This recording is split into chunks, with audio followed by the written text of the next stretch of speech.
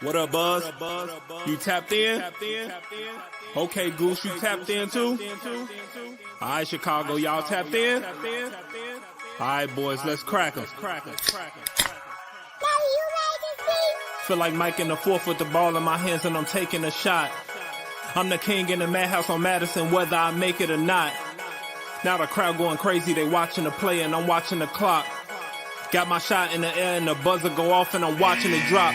This team did things, MJ shot City 6 rings.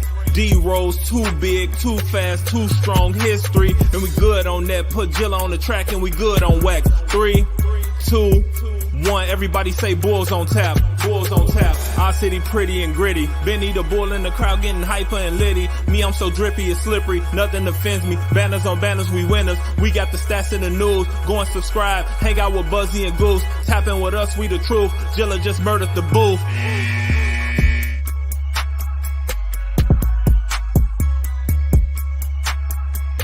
Ladies and gentlemen, welcome to Bulls on Tap. I'm your boy Buzz. I'm joined by my dude Goose, aka Bulls Scripted. We're here after I don't know, it's kind of like a mirrored image, alternate universe, flipped reality. The Bulls beat Atlanta with the buzzer beater, this time in regulation, which is pretty awesome. But Dosunmu buzzer beater at the end of the fourth quarter to win the game 110-108. Before we get into this one, be sure to go on tapsportsnet.com for all your Chicago sports literature and podcasting needs. Following us on Twitter at Bulls on Tap, at On Tap Sportsnet, following Goose at Bulls Scripted, me at Buzz on Tap. Anywhere you can listen to podcasts, you can listen to us, 5-star rating and review because that's cool and tough. If you're watching on Facebook or Twitter, please go over to the YouTube. Go to the YouTube, subscribe to the YouTube, hop in the comment section, tell me I am stupid, tell me I am great.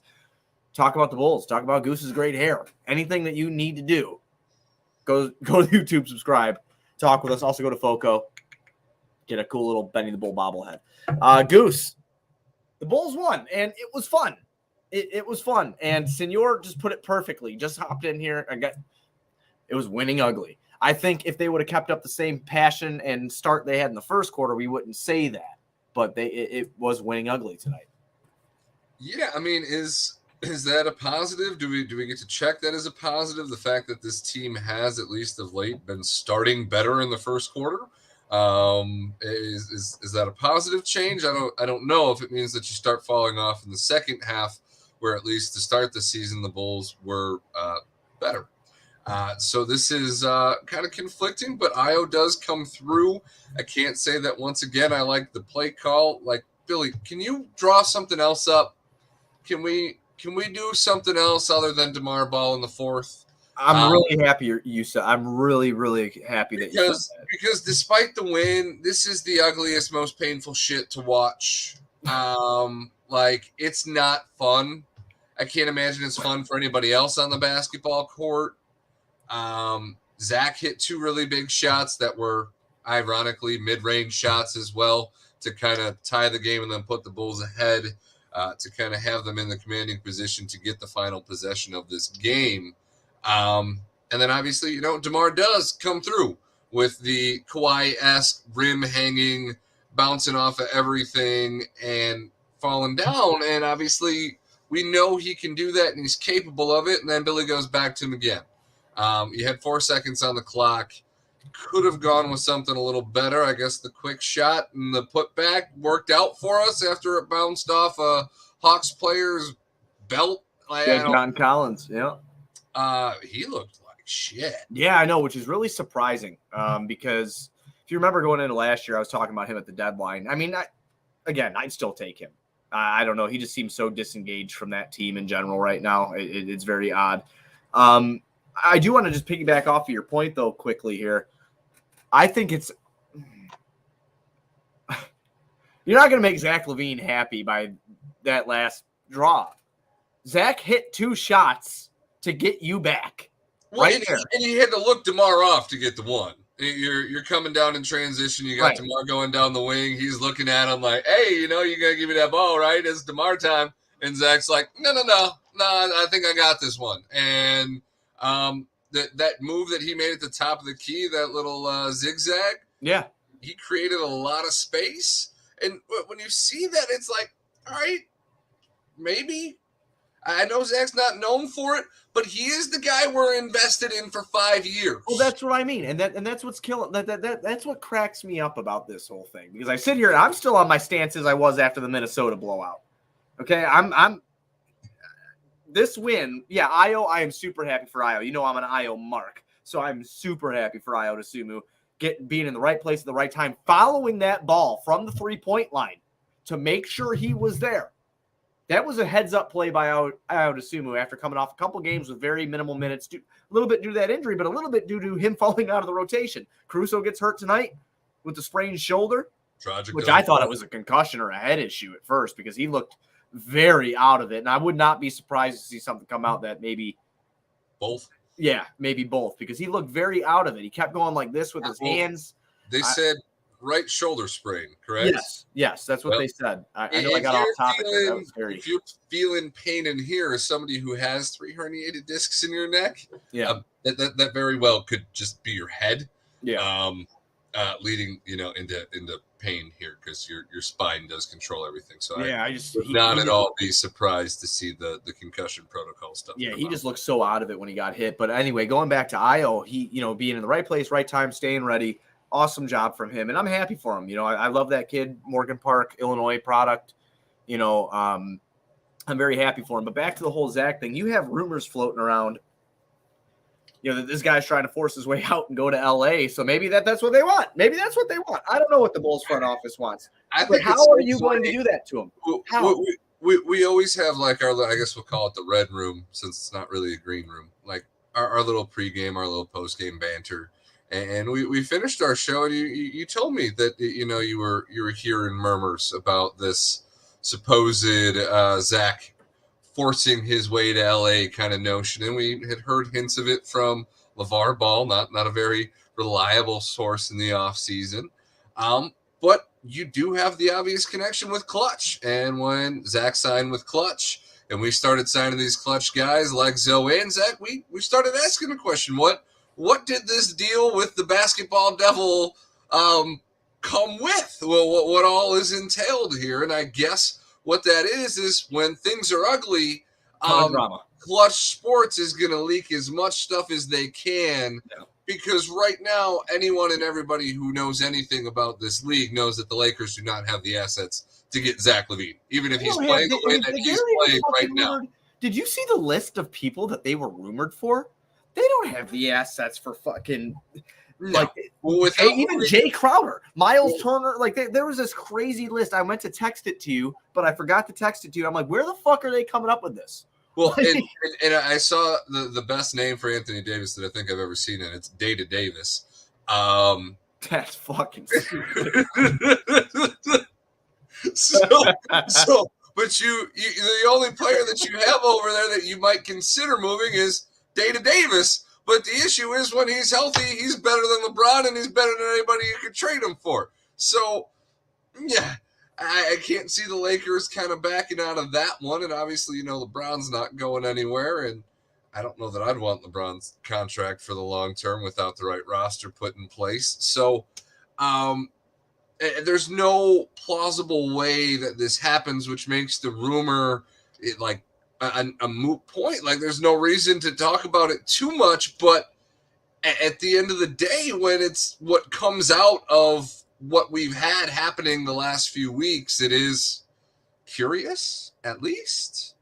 It's just funny to me. I look at what I see the rumors, and sure, the head coach isn't probably going to pay attention to those rumors. The front office, I read, were furious that report come out. And when we were talking about it yesterday, it's not Cowley, so everybody stop fucking saying it's Cowley. I do know somebody, but I don't put anything out there because I'm not going to say shit.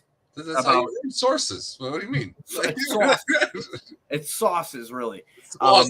Yes, it's sauces. But, I heard that was a thing that was going to come out, and then I heard that Acme was really upset that the report came out. Those are two things that I've heard. I don't know how true it is. I'm staying away from it. That's why I don't tweet out dumb shit. I'm not like a fucking – I don't know if you see this on White Sox Twitter at all, but they have food accounts. Like Comiskey foot-long hot dog is saying that the White Sox are interested in fucking Carlos Correa, obviously before he was signed up to the Mets. But, he didn't say that. He was just saying some other dumb shit. And he's like, source, and you have everybody eating it up. I'm not going to put stupid shit out there like that because I don't know if I'm 100% not going to sauce it. I'm not going to sauce it. All right. So I'm going to leave it unfucking sauced is what I'm going to do. But I look at the way they came out tonight. Zach had a smile on his face again in the first quarter, right? They're high-fiving. I had to watch the first part on my phone. I had some family obligations to take care of. So in first half, I was on my phone. And I'm like, are they high-fiving more than normal? And Bulls Confidential on Twitter. I don't know who runs that Twitter account. Bulls are doing team-building exercises on the day of it. They're no longer doing on-court activities. They're playing patty cake and getting to know each other better. Yeah, they're high-fiving. They're smiling at each other. They're fucking talking. I'm like, first quarter looks great. You even had Big Bad Joe saying that, wow, look at him. Hey, who would have thought? You hustle on defense and look what happens. But when it's Joe, it's just that knife. I know it is. I know it is because look what the fuck happened in the second. It's not even sustainable for a whole game.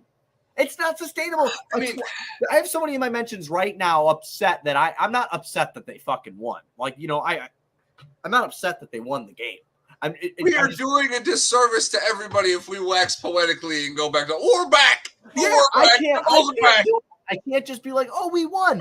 Yay.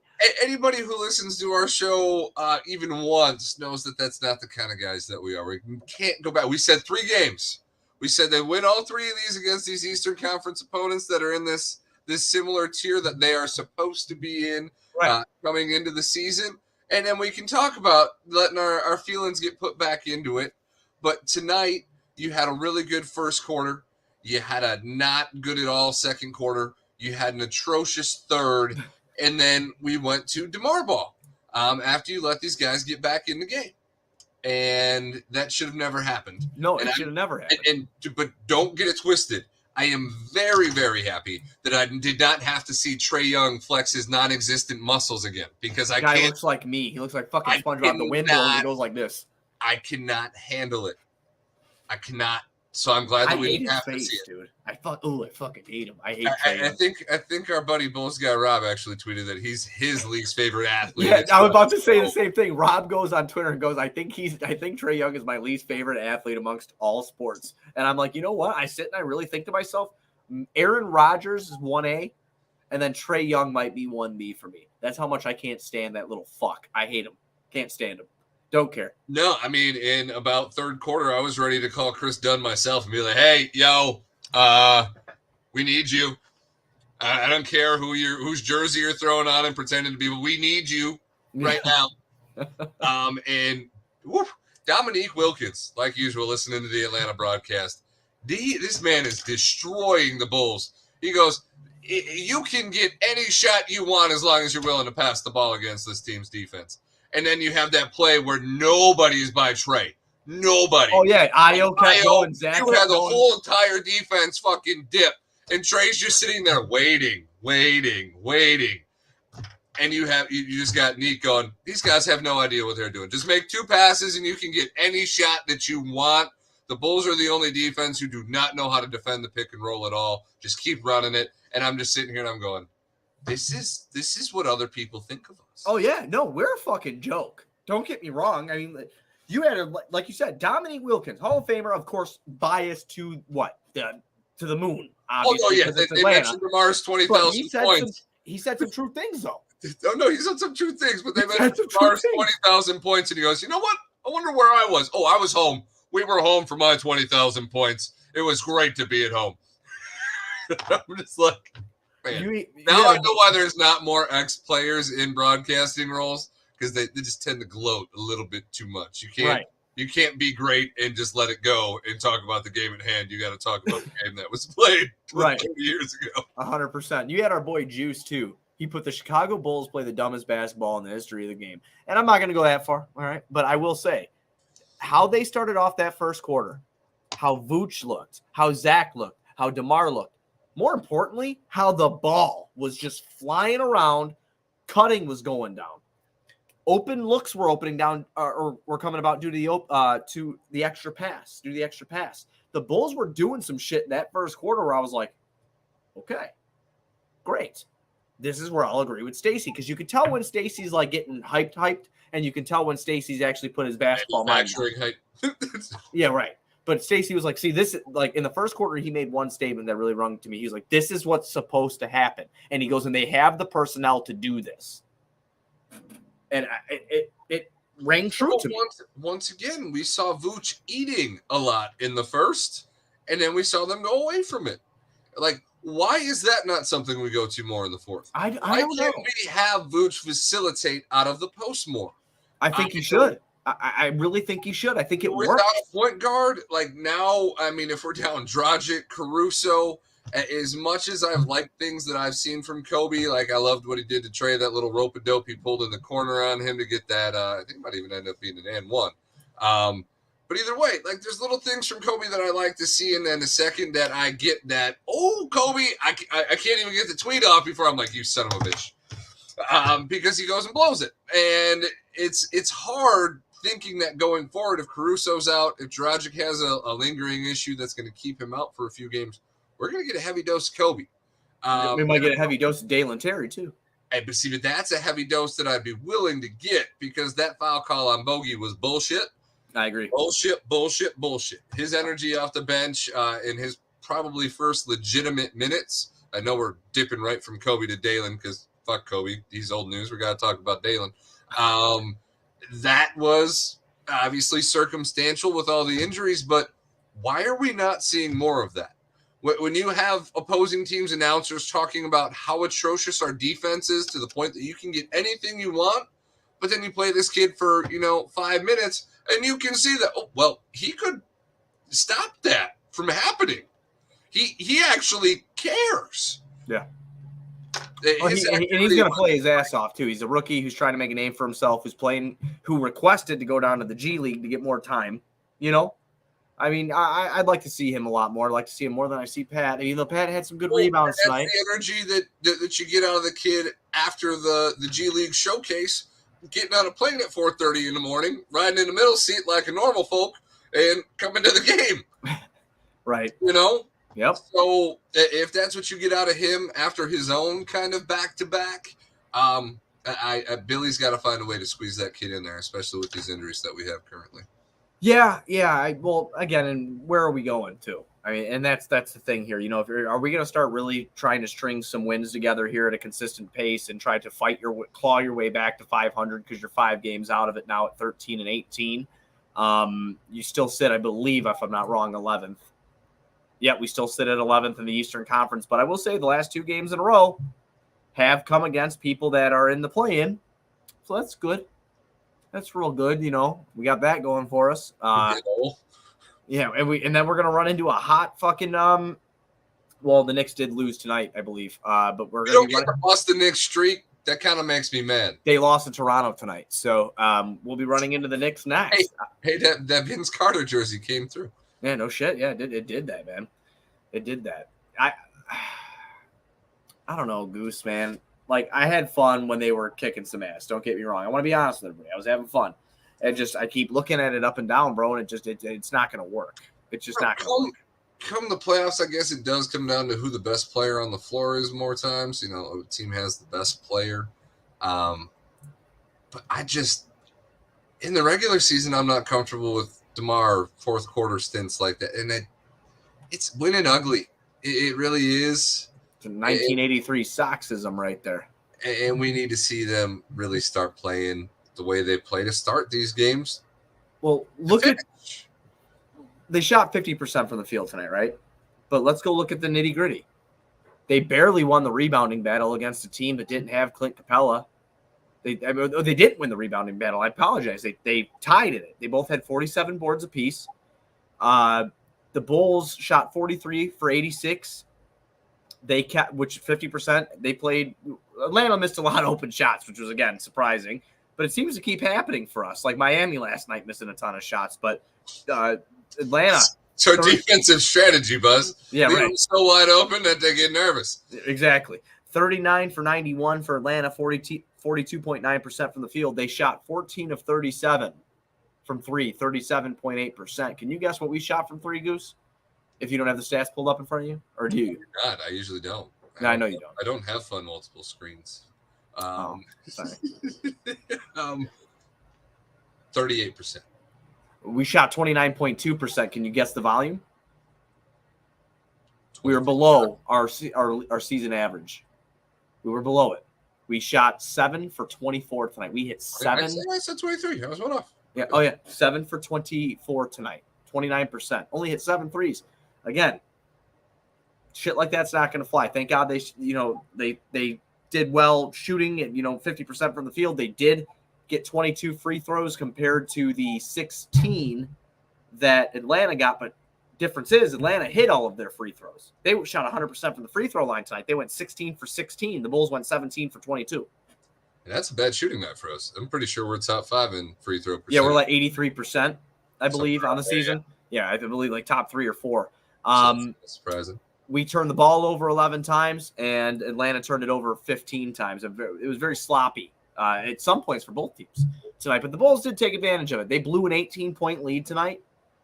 And again, on the backs of Zach and DeMar, they came back there and that, and had a big shot by P. Will in the fourth quarter. I'll throw that out there. He had a big shot when it was needed. Did he not? Shot he did, but I was yelling no the whole damn time. Oh, I'm sure. I'm sure. But do you think these 2 wins, does this mend anything that was going on for this team? You know what, dude? Like I said, I don't. For us, we already spoke our piece. I've already spoke my piece. Do you think this changes their morale? Not ours. We know how we feel as fans. Like we're still in the same boat that we were before these two wins. But as a team, they say winning cures all. If they watch the film, Goose, from the first quarter, I'd say that they'd be very happy with each other. And that's not a joke. You're going to break down the whole game when you're watching film, right? But then when I go into the second half and you look at, do you chalk that up to tired legs back to back? No, I know we talked about that yesterday because of the heavy minutes against Miami. But dude,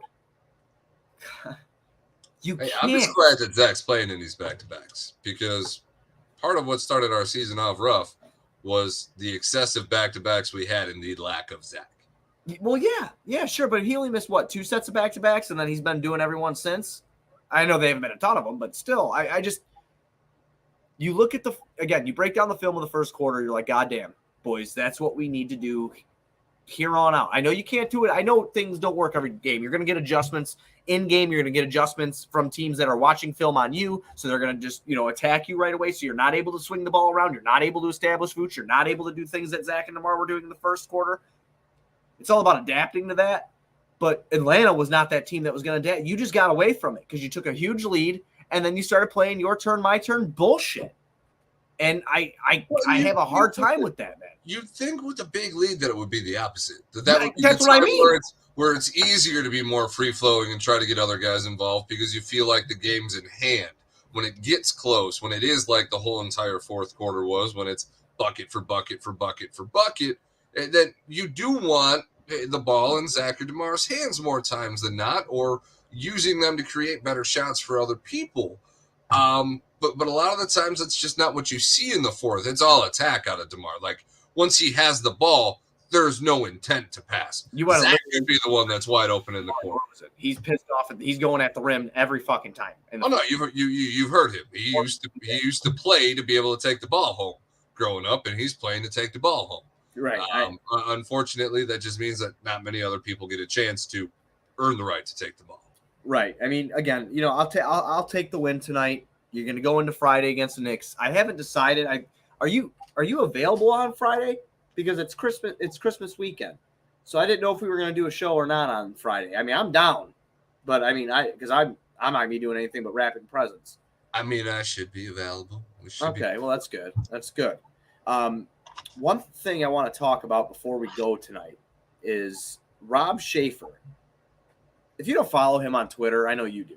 But if you don't follow Rob Schaefer on Twitter, he is a really great kid who's busted into the scene. He was on TV, I believe, tonight, and the Bulls pregame show with Will and Jason and Kendall. But he was at some sort of, I can't remember what the event was called off the top of my head. It was something for fathers and families, and Lonzo Ball was there. forgive me for this. I'm trying to find it, and he's got so many goddamn tweets, I'm going to have a hard time finding it. Anyway, okay, I found it. Fathers, families, and healthy communities. That's where Zoe was today. And he asked some questions to Lonzo Ball about how he is doing. And, Lonzo Ball was giving the typical working every day, trying to get back, trying to get healthy, blah, blah, blah, blah, blah, blah. He said that his day-to-day life with the knee, as in like walking upstairs and stuff like that, has improved. I wrote an article with all of the information from that piece that the video that Rob put down at ontapsportsnet.com. So if you want to go check it out, everything's in there. But he did, however, say that like Lonzo started some stationary shooting, but off of camera when Rob stopped recording, a lot of mobility stuff, trying to work through the pain. The pain is there. Pretty sure it's going to be there. Just figuring out how we can get through it to a point where I can produce on the court. That fucking pain is still there. Not in the rehab timeline is still uncertain. So I know that we knew that already, but when you look at Zoe talk about it, Goose, I pride myself on reading people, man. Because I feel like that dude is fucking upset like that. It's hard to look at that. I feel terrible for the guy. I mean, it's his livelihood. I mean, whether he's getting paid not to play or not, that's still your life. That's still what you've dedicated everything to. And obviously you have the opposite. And somebody like Tyrell Terry, who walked away from the game at a very young age because the anxiety and the pressures of that didn't mean as much to him anymore because he wasn't in love with the game. Right. For somebody like Zoe, I think that love is fully entrenched inside of him, and I don't think it's ever going anywhere. But I don't know. Those kind of comments, what kind of pain? Because I'm not 30 yet, and obviously I'm nowhere near a pro athlete. All right, stop bragging, fuck boy. but there's injuries that I've had from sports that I still feel. Are you simply always going to have this minor pain, and it's stopping you from progressing through it to the point where you don't notice it as much, or you are able to play with it? Is that the mental aspect of this that you might not be able to get over? Is that lingering pain is going to mean, something's going to happen again when really it's just, you've done damage to this. It's cold in Chicago. Every injury I've ever had when this weather starts every year, I feel more. So it's hard to kind of judge at this point. 2 years, 2 surgeries. Like, is it just mental? I don't think so. Have that back? I don't think so. The fact that they found like those bone fragments that were in there, a deep bone bruise, from everything that I've read about it, is and can be severely painful, and like sometimes out of nowhere. I don't know, dude. Like, I mean, listen, man, I've been busted every finger on this hand, my leg, my shoulder, my collarbone. I've fucking beat the shit out of this vessel of mine. I've beaten the fuck out of it. From the years at the railroad, from being a stupid skater kid, from playing travel basketball, I've hurt myself, no doubt about it. Obviously, I don't play at that level. But I mean, jumping off a fucking roof with a skateboard, I don't care what sport you're in. That's a moron move, and I deserve to break my ankle when it happened. You know what I mean? Like, I deserved it. But I don't deal with, I deal with like discomfort, and like that's what I have a hard time with Zoe about. Like, when I think about it, I'm not calling him a liar because I think that he's very upset. It was very clear to me. He said it was hard for him to watch what's going on out there and him not being able to help his teammates. And that was like the first time I felt like he did not give a robotic answer of, how Zoe could be. We're working to get back every day. I'm working to get healthy every day. I'm working on my game. I feel that's very generic too, though. Do you really? I mean, and that's fine if you do. I mean, absolutely. Because there's a lot of people who are following your line and thought like it's in here. I don't know. I'd probably have to hear the comment come out of his mouth. I'll send it to you right now. But written in text or hearing it from somebody else, it does come off generic. Like, what is he supposed to say? Like, yeah, no, I that makes sense, dude. But like I said, I mean, I don't know. You look at you kind of see some. Like, it hurts me. I can't even do anything to help him. I wish I could get on there and help him too. I know, man, but like when you see emotion from a robot, sometimes, because that's how Zoe is. Zoe's a robot. you kind of buy into it a little bit. So it sucks that that's the case. We already knew what the case was with him. I don't think we see him all year anyway. I don't think we see Lonzo Ball in a Bulls uniform this year. Maybe not. I don't even know about next, but it obviously hurts. I mean, with the way that talk is, if that is genuinely the case, he might not play again. Yeah, it's that really sucks. I mean, I remember watching that kid at UCLA in his freshman year when he came out and the hype around him. And I don't know if you remember the hype around him and Markelle Fultz in Washington when Markelle. And I was over here going, "Give me De'Aaron Fox." Yeah, you were the whole time. And you know me, I was a ball boy. I'm like, get me Lonzo. I'll tell you what, I still have it saved on the Xbox One over there. I traded Jimmy Butler to Minnesota before that trade even happened. And I had a UCLA backcourt. I thought that was the coolest thing in the world when they actually did it in real life. For 35 games last year, it was the coolest thing in the world. Yeah, I know. I felt, like I said, DEFCON 5 shit talk, bro. I didn't give a fuck. I was talking to everybody. Be walking through the United Center with a beer in my hand and see a Detroit Pistons jersey and be like, haha, pissed on. We just pissed on you. Take that. Just talking shit because we were cool. But now I hide my basement because we suck, like, I don't know what to say. I don't know, man. But yeah, we got the, good win tonight after you blew an 18 Friday. Yeah, Knicks we on can Friday. Complete the trifecta that we need to at least let a little hope back in. Yeah, I think these 6:30 starts are doing us real well too. So maybe we just need to keep doing that, I mean, we get Houston after that before we got to face Milwaukee, so we could get 4 here. Yeah, no, I think we can get 4 in a row here. I mean, we'll see what happens. I'm not gonna fucking sit here and Merry Christmas to you, my friend Colin. Thank you for joining the stream tonight. He was fighting with our boy Chai Sports Fan in the comments, and I was reading it, and I just laughing because you know how Chai Sports Fan is. That motherfucker don't give a shit. Right, he don't give up. He don't give up, man. He don't. I love that man. I will buy him a bigger one. Right, Braggs has on his notifications. That man does not get anything. I will buy that man a beer one day. I know I will. But I mean, it's definitely possible to string together a winning streak. We got 2. You got New York, who just comes off a loss, but New York's been playing really great ball. So we'll just have to see. But the Bulls' next game is this Friday, December 23rd at 6:30 p.m. Goose, do you have anything you'd like to point out before we get out of here?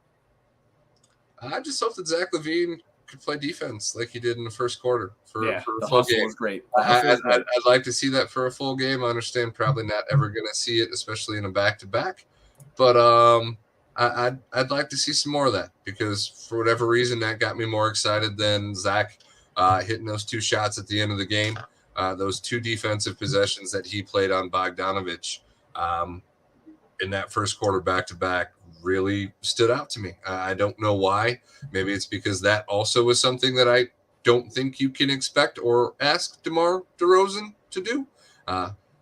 Also glad DeMar didn't get tossed out of the game for the phantom foul on Trae Young. I thought for a minute. I thought Vooch was going to get kicked out at one point too because he was. Oh no! You had Ayo pulling his arms out. You had DeMar getting in his face. Like, dude, don't you look at that ref? Get away. Yep, that was wild. Hey, I like to see the heart though. So let's see what happens here. String together some wins. Make me a believer again. That's my closing statement, Goose. Make me a believer again. Everybody be sure you're going on tapsportsnet.com for all your Chicago sports literature and podcasting needs. Thank you for joining the show tonight. Go over to the YouTube if you get a chance. Subscribe to the YouTube channel. You guys just got us over 500 subscribers on YouTube, and we really just started posting these clips because we're incompetent when it comes to, well, at least I am, when it comes to how to edit anything besides a podcast or a video. But anyway, we started posting to YouTube consistently this year, and you guys have gotten us over 500 subscribers. So thank you. Tell your friends, tell your mom. Maybe they'll subscribe to us, and it'll be all great. Typically your mom. Yeah, especially your mom. If you guys do not join us on Friday due to family obligations, whatever holiday you celebrate, happy holidays to you. If you celebrate Christmas, Merry Christmas. We'll be back Friday nights after the Bulls take on the